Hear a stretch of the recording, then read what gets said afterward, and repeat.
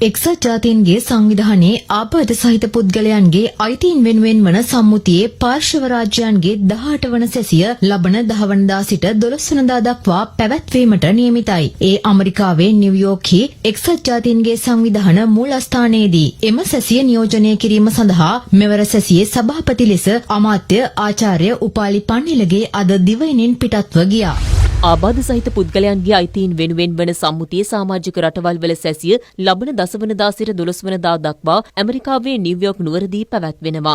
එක්සත් ජාතීන්ගේ සංවිධාන මූලස්ථානයේ පැවැත්වෙන මෙම සැසියේ ශ්‍රී ලංකා නියෝජනය වෙනුවෙන් අමාත්‍ය උපාලි පන්නිලගේ මහතා සහභාගී වෙනවා. ඒ මහතා ලබන 10 වනදා සැසිය ඇමතීමට නියමිතයි. සමාජ සංවර්ධනය සඳහා ආබාධ සහිත පුද්ගලයන්ගේ අයිතිවාසිකම් සහ දායකත්වයේ පිළිබඳ මහජන අවබෝධය වැඩි දියුණු කිරීම මෙවර සැසියේ තේමාවයි.